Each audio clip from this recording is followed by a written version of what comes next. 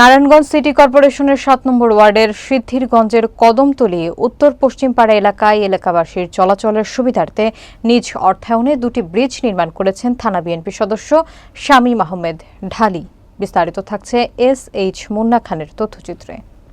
লোহা ও কাঠের সমন্বয়ে খালের উপর নির্মিত এসব ব্রিজে দীর্ঘদিনের দুর্ভোগের অবসান ঘটেছে।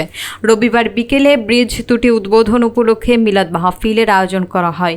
পরে শামীম আহমেদ ঢালী এলাকাবাসীকে সঙ্গে নিয়ে আনুষ্ঠানিকভাবে ব্রিজগুলোর উদ্বোধন করেন। এ সময় উপস্থিত ছিলেন বিশিষ্ট সমাজসেবক মোহাম্মদ রকিব, মোহাম্মদ শহীদ, মোহাম্মদ আশরাফ ইব্রাহিম, মোহাম্মদ মাসুদ আমির হোসেন কুট্টি, রানা, নাসির, সিরাজ, মিরাজ, আয়ুব আলী মুন্সি, বাদল, মোবারক হোসেন, ওমর ফারুক সহ স্থানীয় গণ্যমান্য ব্যক্তিবর্গ। এছাড়া ৭ নম্বর ওয়ার্ড কৃষক দলের সাবেক সভাপতি সাগর বাবু, সাধারণ সম্পাদক আসিফ হোসেন আকাশ, সাংগঠনিক সম্পাদক সাব্বির হোসেন, জিয়া সৈনিক দলের সাধারণ সম্পাদক সোলেমান হোসেন এবং অন্যান্য নেতাকর্মীরা উপস্থিত ছিলেন। এলাকাবাসী শামীম আহমেদ ঢালীর এই মহতী উদ্যোগকে সাধুবাদ জানিয়েছেন।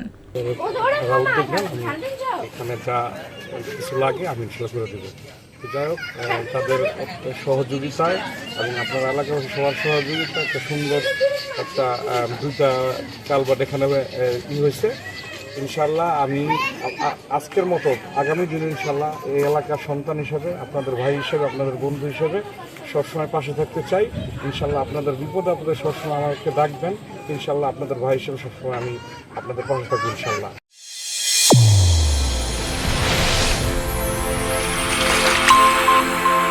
চ্যানেল A1 হৃদয়ের স্পন্দন।